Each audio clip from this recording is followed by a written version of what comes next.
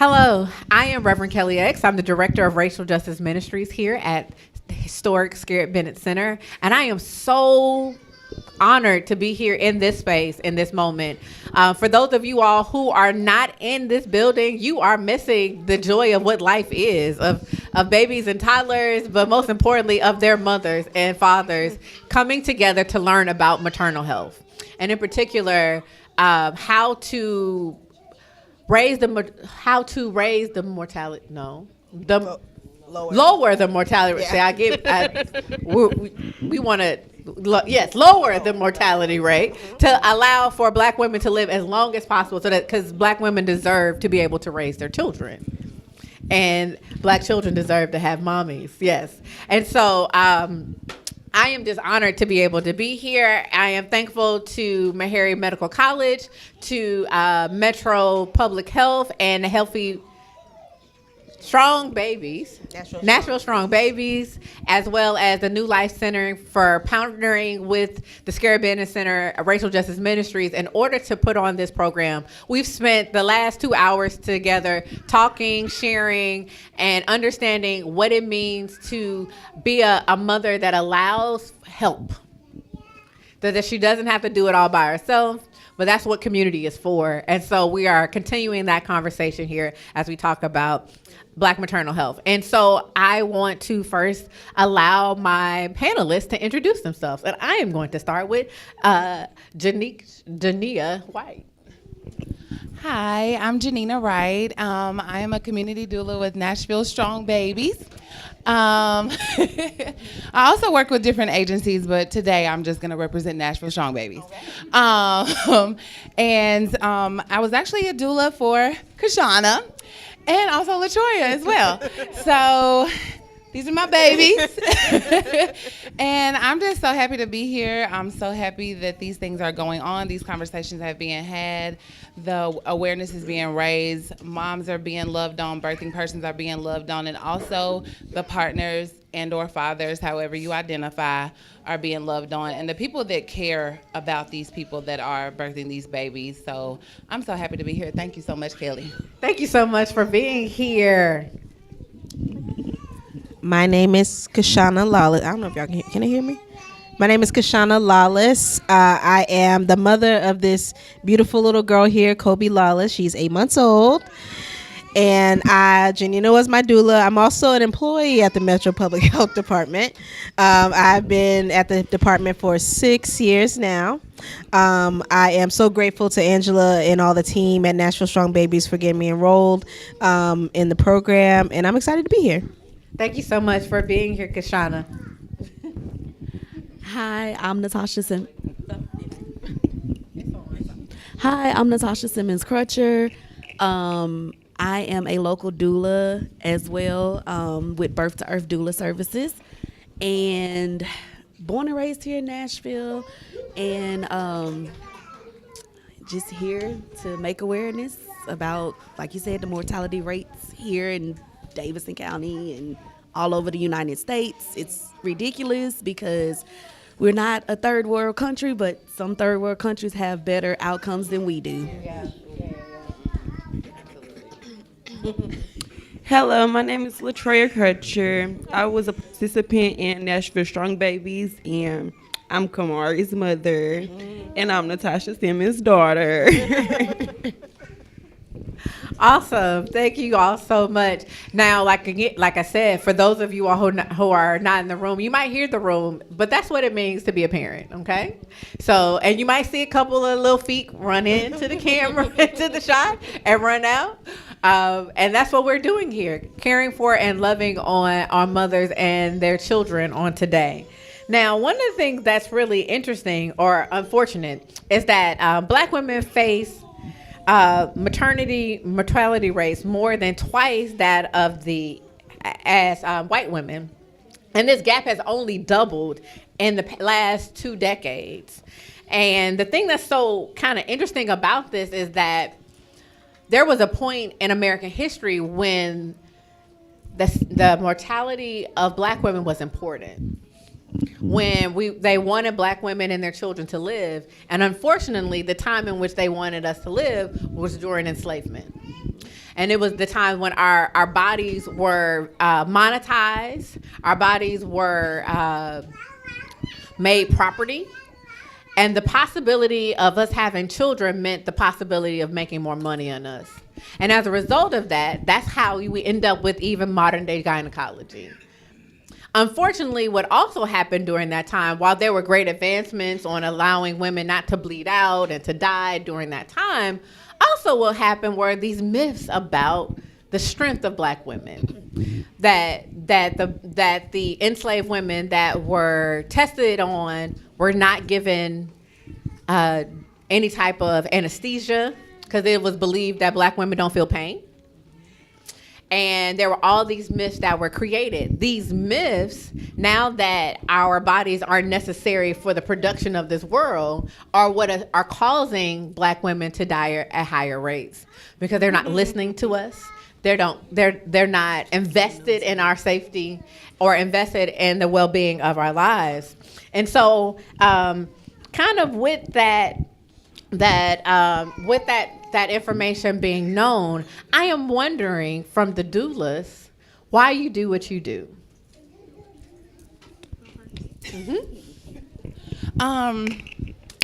And also, what is a doula? As you talk about why you do what you do, what is a doula? Okay. A doula is a non-licensed, non-medical professional that assists with the emotional and psychological care of a mother or birthing person throughout her pregnancy. And there are several types of doulas, but there are birth doulas, postpartum, abortion doulas, sex doulas, fertility doulas, death doulas, loss, grief, all of the things. So the reason I chose to be a doula, I feel like I've been a doula my whole life, really, because I come from a big family. My mom has 5 children. I'm the oldest girl, so there's my postpartum right there with my younger siblings. And I've always been the one to just take on people's children and have a day, work in daycares or church ministry with kids and be a nanny and all the things.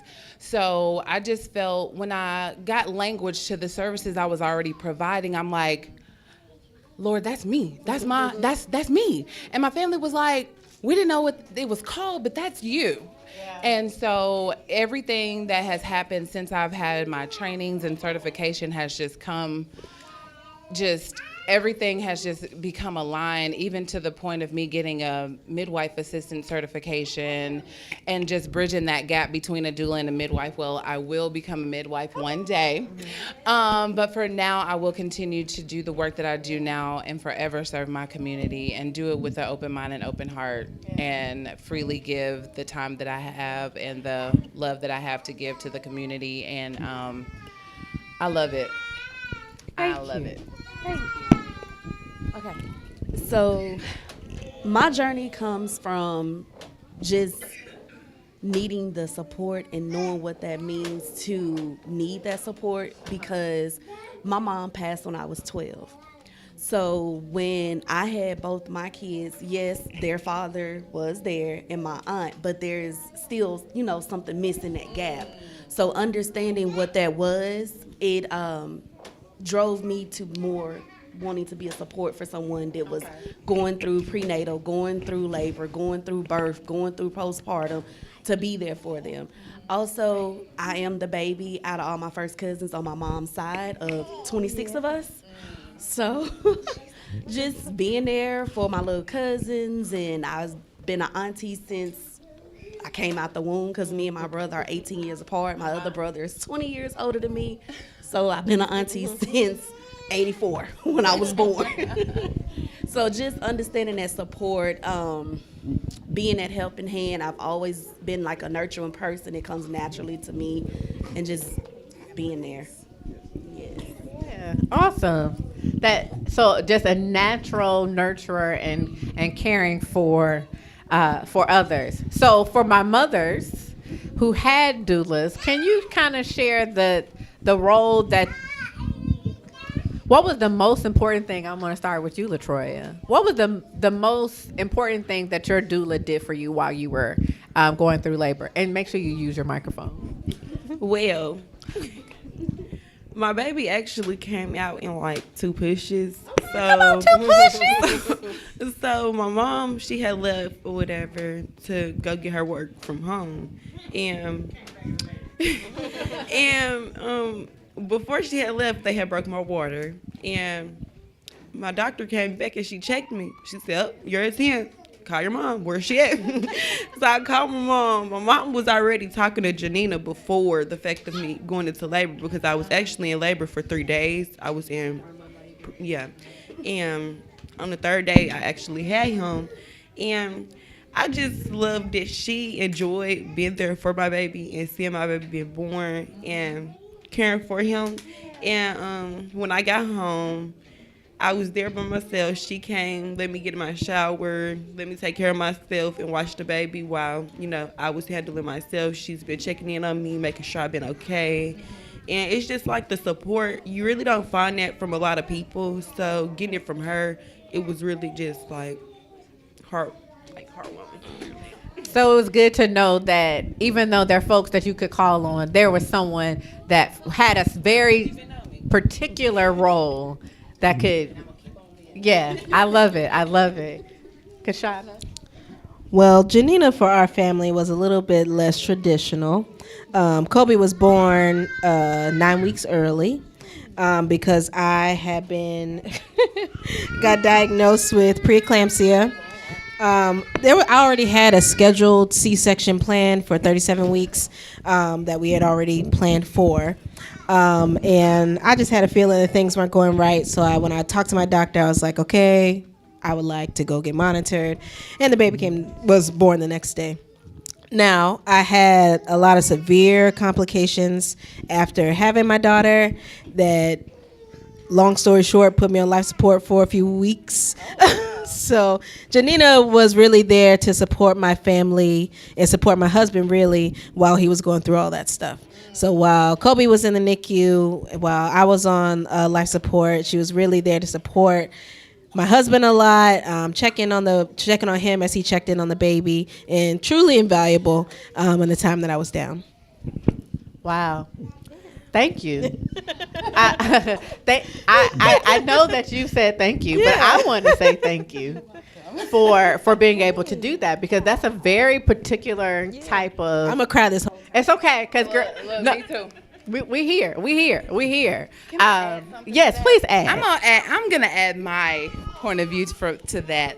While I was caring for Kashana, my mom was also in the hospital, so I was going from, where was you at, Centennial to Vanderbilt to care for my mom, when she passed away in January. And so I'm like, Kashana's on life support and all these things. She has a ventilator, ECMO, and all these things. And my mom had just been up there in August of last year. Well, earlier that year, having open heart surgery unexpectedly. So I'm like, this is super triggering for me, but I got to be there for Kashana and Mark. Like, I have to put my own feelings to the side. And so even they broke history, I think, in that hospital in Nashville, because Kobe was able to come from the NICU to the ICU cardiac, and that had never been done before in that hospital. Yeah. So to talk about mortality rates and everything, we do know the statistics, but she is a living witness that this is a statistic that did not happen. Yeah. This is a miracle right here. These two are miracles right here. And yes, they definitely deserve a round of applause. And so it's amazing. And I said, Kashana, not if you get out of the hospital, when you get out of the hospital, she has a tattoo that she did kick me out of the room, but it was all with love, because she was so scared and all the things. And I'm like, fear can allow you to do so many things that you in your right mind would not do. And I was like, not if you get out of the hospital. When you get out of the hospital, you have a tattoo that I love. And when you get out of the hospital, I'm going to get it. And as soon as her mom texted me and said that she was getting released, I scheduled a tattoo with my tattoo artist, and I got that tattoo.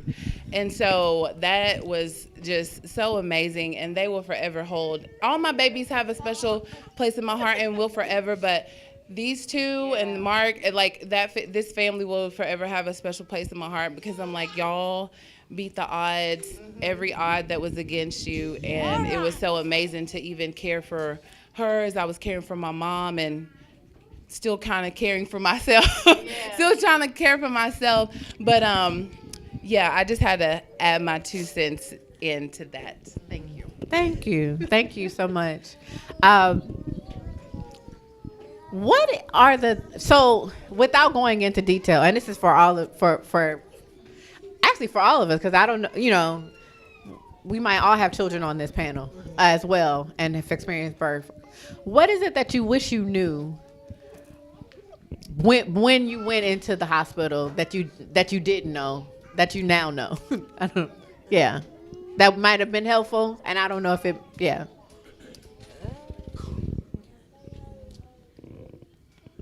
You got something? Come on, LaTroy. Me personally, I wish I would have known how crucial postpartum was. Okay. Because I did not take the time for myself after I had my baby. I was so worried about everybody else and everybody else's feelings instead of putting my feelings first. And down the long road, you start to wish that you would have did things differently throughout that time because that was really your time for you and your baby. Yeah. And now I'm back going to school. I'm a senior, so on the time of me being on my 6 weeks, I was supposed to be doing homebound, but I was too focused on everything else to the point where I'm rushing everything now because graduation is coming up. And I'm back working, so it's like now I'm like, it be times away from my baby, and I just be like, dang, I miss him. I wish I was with him. But I got to think, I was running and doing everything else than what I should have been doing after I had my baby. And I didn't take time to sit down to actually let myself heal because I was so worried about everybody else. I had my baby on March 6th. I moved into my apartment March 8th, like literally 2 days after. And mentally, some things are draining when it comes to other people not caring about your feelings and your health after you have a baby. And males don't really understand where your mental is after you have a baby and where your emotions are after you have a baby. So it triggers you a lot. Like, it triggers you. So I wish that I would have took my time to myself and focused on me and my child after I had him instead of doing everything else. Thank you. Yeah. You got something. You have. Well, hold your question. We're gonna bring coming back. I do have okay. So I wish I had known. It's on. Okay. It's on. Okay. So my daughter was in NICU, and I was a NICU baby myself when I was born in 89. In 89. So I was a NICU baby myself, and what I wish I had known is I wasn't really prepared to leave my baby every day. And it was really, really tough. To leave the baby. Yeah, At the hospital. to leave the hospital. Then she needed to be there. Yeah, she was under yeah. the best possible hands that she could have been in at that time. But you never really prepare, even though I knew she was going to NICU when I went into the hospital that day for the delivery. Yeah. You never really prepare for something like that. Like, you always think that when you have your baby, you're going to be discharged in a couple days and they come home with you. But being a NICU parent is just way different. And what I would say to other NICU parents really is to prioritize really the self-care. The doctors have the baby, and the nurses, her nurses were fabulous. The doctors were fabulous. So I didn't really have so much worry about her, but I still was super worried. And it really just sent me down the postpartum rabbit hole right after she was born. And I wish that I really prioritized self-care a little bit more during that time, in the time before she came home to us. Really, took the time to build myself up, process what happened to us. And yeah. Yeah, I'm gonna add something. I had what did I have? Midwife. Wait a minute. I had nurse practitioner, midwives. What are they? Certified nurse. Yeah, nurse midwives. Yes. for my birth, and they didn't check my cervix. Like going up to, because they were like, it doesn't matter, because either you are or you're not ready. So checking your cervix ahead of time doesn't matter. And what I didn't know is that when they check your cervix, that thing don't feel good. I was like, that pressure, I was not ready during like we had done all the other classes. I didn't inhale ice because I knew I was having a natural childbirth. I was ready as ready as you can be for a contraction, but I was not ready for them checking my cervix. It was a different thing. I had to like lean into, you just gotta stay there. That was something that caught me off guard that first time that did it. But yeah, and I think as you talked about leaving your baby, that is, that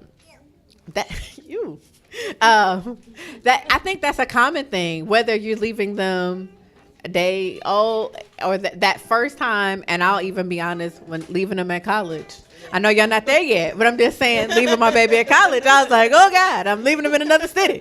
What are we gonna do? The idea, I think and so being able to prioritize your care, both doing what you need to do as far as physically, whether it's resting, whether it is having a therapist, and having someone designated to be able to help clean up and do some of the things around the house helps to get that mental together in order to be able to do those things. And so, what was that? Did you all have birth plans beforehand?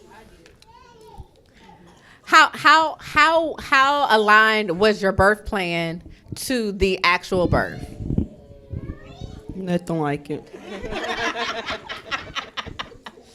It was nothing like it because honestly, my birth went by fast. I got to the hospital they put me in a room about 7. Water got broke about 7:30. Baby was here 8:57. Yeah. So it was 8:57. It's on his birth certificate. She said it's on the birth. Mama, I know it was my baby. Yeah. But it went by like too fast because I did want to labor in water. But I ain't gonna lie, the contractions, I would never want to do it again. Like, I never felt nothing like it. So I was like, okay. Yeah, that's good. I agree. I definitely had a plan, and then it did whatever. But did you feel like having a plan helped you, even though you didn't follow the plan? Didn't go as you went. I feel like You need a microphone. I feel like the plan helped me prepare, but I wasn't really expecting it to go exactly like that because when I had told my doctor like I had a birth plan, I showed her, it was, oh well, I can't promise this and I can't promise that, and so I'm like, okay, just don't even worry about it. At that point, I was just ready for her to deliver. Just ready to be here. Yeah, I had my candles, I had my music, I had my CD. That showed you how old my baby was. I had my CD playing and all of that was playing. Second baby was really quick, and so we didn't get to play by then I had an iPod by then, it's baby too. Okay. I was thinking because anybody else that I knew who have got induced was in labor for a long time. Yeah. So I'm thinking, okay, I'm going to get induced and I'm going to be in labor for a long time. But really, it was like I was already in pre-active labor, so it didn't do nothing but just kickstart it, to be real. So thank you. So now I'm going to open it up for questions from the audience. I got you. So I'm curious about the what you wish you had have known, and you said to take time for yourself. If it's not too personal, I'm just curious. What were you more concerned about, like specifically when you say, other people? I was at the time dealing with my child's father, and he didn't respect my feelings. He didn't care about my feelings. It was all about him, honestly. And we're both new parents. This is both our first child. And when I would tell him like certain things that like when he go to sleep, he would want the baby on his chest. And I told him like, don't go to sleep with him on your chest. He felt like I was trying to tell him how to be a parent instead of just taking it as we're both learning. And if it's something that I don't like or you don't like, we could talk about it and communicate about it. It was always as if I was telling him how to be a parent or I was trying to control how he handled his child. Yeah. I want to speak about that a little bit too. So my husband, a lot of y'all know my husband, Mark. I have a 12-year-old stepson. and he's great, and I love him so much. So Mark and I we have very different parenting styles. And we have been parenting, a 12-year-old for a long time together, but it's way different now that we share this child, and I got a lot more input in how we parent this child. But even the same sense in that Mark is a more experienced parent than I am. They were both new parents. I'm the new parent in the situation. That didn't change in this situation either. We still have, and I'm sure there's many more to come, conflict. And I'm not saying that is arguments, but just conflict in how we want to parent Kobe on day to day, and even in how we the interactions with our older son. So I think what we have to learn to do is kind of be patient and be more flexible with one another. Every baby is different, so whether it is parenting him, she says she ain't having no more kids, but if she does, even in parenting that child, it'll be a whole different situation going into it. So I think parents learning to be flexible with one another, knowing that every baby is different, feelings about every baby is different because every birth is different, is going to be key in the success of the parenting relationship and in the relationship if you have one. Are there any other questions y'all might have? Yes. Okay, so with both of my children, I got induced as well, and that gave me Pitocin. Well, with my second, I tried to do as natural as possible, but the contractions were just so unbearable to the point where I was having hot flashes. I said, I feel like I'm about to die. I need an epidural. I just want to know, we tried, because I had a doula, and we tried the different pain management techniques, but nothing was working. So I'm wondering, through induction, is there a way once you get Pitocin to manage that pain? Because it's excruciating. It is terrible.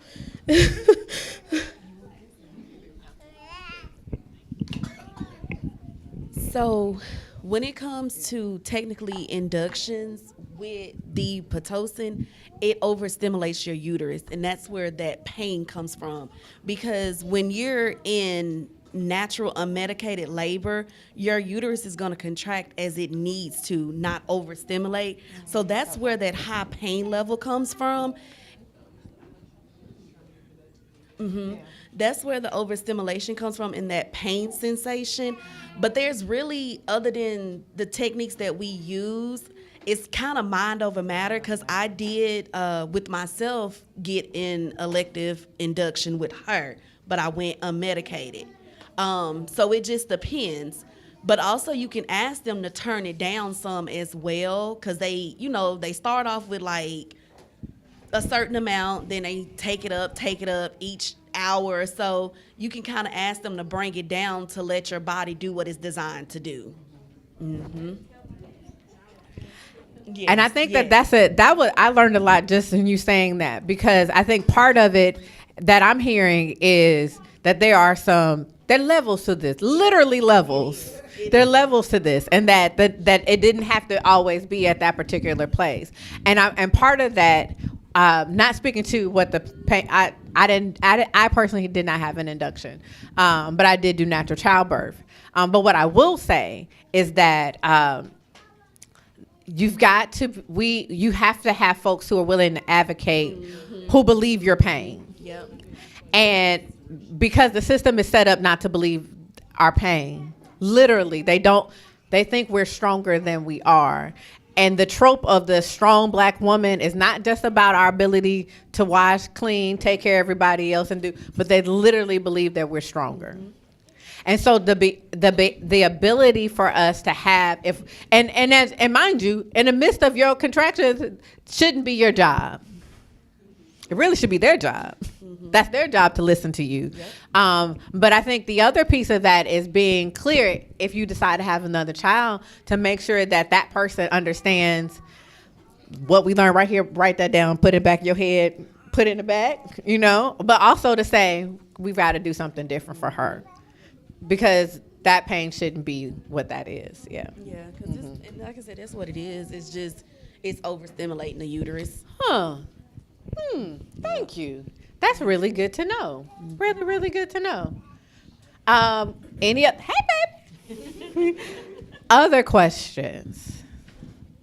I have a question. What are the things that we need when a mother is after childbirth? What are in that first 24 hours, first week? What are some things that we need to be looking out for, as far as some indicators that maybe something's not going right? I know. Go ahead. When it comes to the first 24 hours, first week, main thing is how you're feeling towards your baby. Knowing the difference between baby blues that is a natural somewhat of occurrence because your hormones is going from really high of adrenaline to really low. If that lasts longer than 2 weeks to a month, then start to seek counseling, reaching out to your OB about referring you to counseling services and things like that. Your appetite. Just learned this yesterday that your appetite can be a sign of postpartum starting to creep up. Of you not wanting to eat, things like that. So also getting used to if you're breastfeeding or however, knowing that breastfeeding technically is chronologically backwards. When we first have our babies, we produce lesser milk, but need to feed often. However, that's either on demand or every 2 hours, versus when they get older, it's more milk, less feedings, things like that. Before introducing any supplementation or bottles and things like that, getting comfortable with yourself and your baby and positioning to when you are ready to latch. Thank you. She did. But I have something for postpartum. Make sure that when if you have a support person, let them know what you really need. Like, don't try to be super mom. Yeah. And if you come, or a super birthing person, and when people come over, it's not just about the baby. They need to love on you too. You need loving. You're something just happened to your body. So it's not just about holding the baby, cuddling. Somebody needs to hold you and cuddle you too. Yeah. So all the things Natasha just said, that's great. That is amazing. But also, like, for the nurturing, if you have support, see if they can meal prep. Get some groceries delivered. See if they can make some meals and put them in the freezer. So all you got to do is pop them in the microwave. You don't need to be up on your feet 4 or 5 hours cooking a meal and all the things. Like, take care of yourself. Like, if at all possible, please take care of yourself. And that's all I have to say about that. I'm gonna stay on the eclampsia,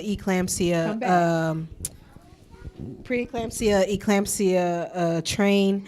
If you love a black woman, get her a blood pressure cuff. Okay. The blood pressure cuff is honestly what really hipped me that things were going wrong for me. I learned that I had hypertension I want to say the end of the first trimester when I was pregnant, and so my OB who is a black woman, had me taking my blood pressure every day. Being able to monitor and know what my normals were, what levels were normal for me, kind of clued me in when things started getting elevated, when things started getting dangerous. Because I had that information and under the guidance of my OB, I was able to go into them and say, hey, something's wrong. I know something's wrong, to be able to deliver when I needed to save her and myself. So I do think that's going to be so important, especially postpartum too. Immediately after, I have a good girlfriend, after she had her daughter, her son ended up back in the hospital 2 days after delivery from postpartum preeclampsia. So it's something you really have to look out for. It's the headaches, it's the high blood pressure, all that stuff. Take it seriously. Only thing you can do, the OB can turn you away, and you be fine, or something serious is happening and you're where you need to be. Yeah, that's good. Since COVID, there's been a high rise of post-hypertension as well. So be aware of that too. After delivering or whatever, knowing what your blood pressure numbers are and things like that before leaving the hospital, because I've had a few clients that have had their babies, went home, had to come back to the hospital for about a week or two because their blood pressure spiked after giving birth. I've noticed that it's been pretty much after COVID that post hypertension has been happening. So with us talking about health, I just want to say that if you are pregnant, please be sure that you protect your life by having life insurance. It's one of those things that you don't want it unless something happens, but you want to make sure that you have it in the event that something does happen. And there are new policies. There are policies that are affordable where you can get a term. So if you feel like it's not in your budget, you can get something that can just, be within your price point during the pregnancy. If you get it during the pregnancy, you will not be able to qualify for living benefits, but you can, after you clear your medical checkups after delivery, you can, apply to have that added to your benefits. But living benefits, if you are diagnosed with a chronic, critical, or terminal illness, you can pull from your life insurance for a tax-free lump sum to pay for life while it's happening. And so I want to mention that because in this case that we hear right here, this is a very unique situation, and God forbid that our sister didn't make it through. That could have potentially been another layer of burden, of grief. Like, I just couldn't begin to imagine the rabbit hole that you would go down mentally, having to, deal with all of that. So you want to make sure that you protect the lives of the women who are going through the birthing process, because we know what the infant mortality situation is here, and we don't want to have all of that to go through at one time. So if you need any, holla at your girl. I got you. But again, make sure that you all are protected, because the last thing you want to do is not have somebody come home and Yeah. Missing. Yeah. So I've got one last question. I don't. I got another one. Hi. So for the new mamas on the panel, do you feel that natural strong babies made a difference during your prenatal and postpartum phases? I do personally, because before I met Janina, I met Zuri, and Zuri, she has been to a few of my appointments. She stopped by the house, like giving me good resources, talking to me about things, just letting me know how it's gonna be when I do have my child. And I feel like she was very supportive throughout my whole pregnancy, and even after she came to my prenatal visit too. It's like she's very involved. And I honestly, personally feel like she cares about her job a lot, because she does a lot, like a lot of stuff that really she doesn't have to do. So I appreciate that. And then Janina, she's just being here. She's just being here. She was at my baby shower, because we didn't start talking till closer to my due date, because she's my doula for my birth. After I had him, she was very involved. She contacts me. She keeps up with my mom. She makes sure I'm okay. Like, I changed my number. She didn't have my number. So she texts my mama. So she found you. Yeah, she found me, and they both got onto me. And I just really appreciate the support that they give. And all I'm going to say is keep doing it, because y'all going to make it far, and it's going to come back to y'all in different ways, because y'all are blessed to other people. Y'all blessings are going to come back. Thank you. As for me, I'm an older first-time mom, and I work in public health, so the stats are new to me. None of this stuff is new to me. But what I really loved about being a part of the program was that I needed somebody to validate me. And so, like, in talking to the nurses, before I met Janina, and talking to the nurses and meeting with them, however often that was, it was nice to have somebody tell me that what I was experiencing, because, I didn't have that many doctor's appointments then were like it was valid, and that it was okay if I called the doctor and say, hey, this might be an issue. Because I think as Black women, or women at all, it's so easy to feel like really that you are a burden. Like, I don't want to call that lady, and again, I just talked to her and she can be like, why is Kashana on my portal again? But in talking to the nurses, they were like, it's okay. I mean, that's their job. You can call her as much as you want. and my doctor said the same thing. But just having somebody to validate me in that time, because I had a lot of questions. I've never done this before. That was probably the best resources.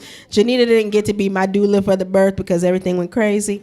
But having that support system for my family after everything went wrong was something that I could not have even imagined where we would be if we didn't have that. My husband in particular, because I mean, being a man, like being a Black man, and having to kind of the whole family was on his back at this time. We didn't know if I was going to live or die at that moment, and having somebody to kind of help buffer those feelings, I think is just an incredible and valuable resource. You don't know what kind of birth you're going to get till you get it. So it is to have a program like Nashville Strong Babies and have the resources that they provide has changed our lives for the better. We still talk to Janina all the time, and I'm grateful. I'm very grateful. So, who is eligible for Nashville Strong Babies? It's certain zip codes, however, that has more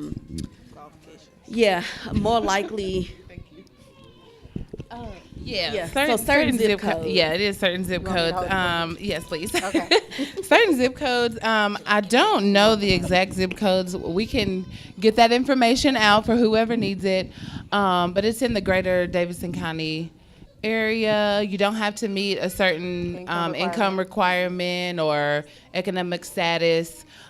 Just work the program. It works if you work it. Okay. So. And you get, as a result? You get a doula and just different incentives. Like if you work the program, different like free diapers, wipes.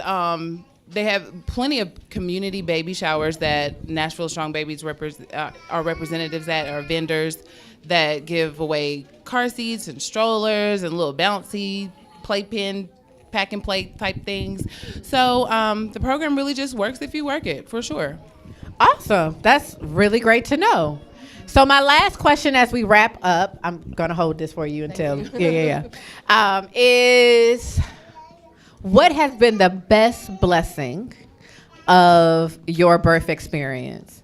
And for my doulas, you could pick any of them that you want to talk about. But in this birth experience, what has been the biggest blessing that you've experienced? Even though I wasn't her doula. Put that mic. Even though I was not her doula, I did not want that title. I just wanted to be in the moment, which is why I referred her over to Nashville Strong Babies, and I had asked for Janina to be her doula because I, know her through the doula sisterhood and things like that we have built over the years. So just being there to witness my first grandbaby's birth and things like that. So, yes. Yeah, awesome. Come on. Kamari. Well, like my mama said, she's holding them.